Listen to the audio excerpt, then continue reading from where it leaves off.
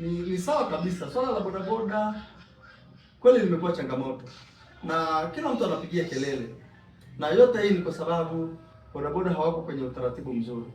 Lakini uwezekano wa kuweka bodaboda kukaa kwenye utaratibu mzuri upo, na hili litafanywa na nani? Tafanywa mamlaka, jeshi la polisi wakishirikiana na hao viongozi wa bodaboda. Kwa sababu ukiangalia bodaboda hawa, kuna vituo vile vituo unaweza kukuta vina watu 20, vina watu 30. Wale watu wana uongozi wao kwenye kile kituo. Maana yake wale wanaweza kujisimamia wenyewe kwenye eneo lao. Kuna viongozi wengine wale wa kata, na kwenye kituo kile kiko kwenye mtaa fulani, na huo mtaa kuna mwenyekiti wa mtaa. Kwenye kata kuna mtendaji wa kata, na kule kuna viongozi wa bodaboda wa kata. Issue ya kufanya sasa ni namna gani ya kuwaweka kwenye utaratibu mzuri. Hawa ni lazima wawekwe kwenye utaratibu mzuri, kama kuwatengenezea mfumo utakao watambua.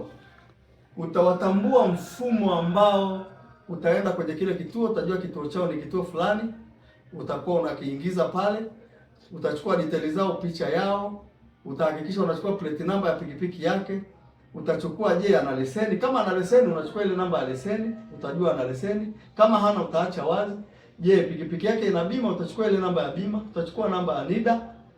Mwisho wa siku utachukua kama ana namba ya LATRA. Yote hayo ukishachukua utaingiza zile details zake, atajulikana anapaki kwenye kituo fulani. Sasa ule mfumo wakati umemuingiza kwenye ule utaratibu, mfumo ule utakuwa unatoa namba. Yaani ile namba, ili kila bodaboda awe na namba.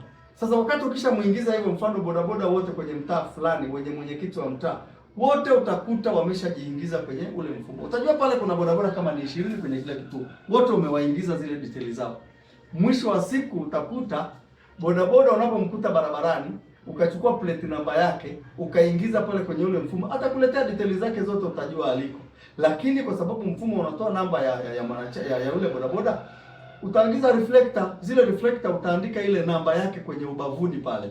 Utaandika namba yake kwamba 83. Kichukua tu ile namba ukaingiza kwenye mfumo, itakuletea anapaki wapi. Utaingiza ndugu wake wa karibu, jina lake na namba yake ya simu.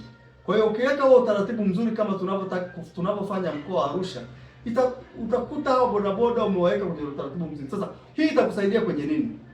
Itakusaidia kwa wale ambao hawana leseni ya udereva, utawajua kwamba hawa hawana leseni ya udereva kwa sababu mfumo utakuonyesha. Hawa ambao hawana LATRA utawajua, ambao hawana bima utawajua. Lakini kwenye uhalifu, mtu hawezi kufanya uhalifu kama ameshaingizwa kwenye mfumo, sababu ukishamuingiza kwenye mfumo, ukishika plate namba yake, ukapata namba yake ya simu, ukapata jina lake, au ukapata ile namba yake ya wanachama, ukaingiza ile namba ya simu kwenye pale kwenye ile mfumo, au taarifa yake yoyote ambayo umeichukua kwenye zile details, itakuletea. Mwisho wa siku hata wale wanaotumia pikipiki kuiba wataogopa, kwa sababu wataona wakiiba wana details zao zote. Sasa mwisho wa siku kunatoka mamlaka inatoa maelekezo na viongozi wao wanawasimamia.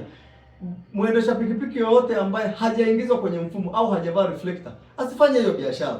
Ikiwa ni sheria imetungwa kwenye majiji yetu au kwenye mikoa yetu au hata Tanzania kwa ujumla, ikitungwa taratibu kama hizo, hapo bodaboda wote watakaa bodaboda smart. Hata tunasema kuna AFCON, hata wakija watu kutoka mataifa mengine wataona kwamba bodaboda Tanzania au bodaboda mkoa wa Arusha mbona wanafuata utaratibu.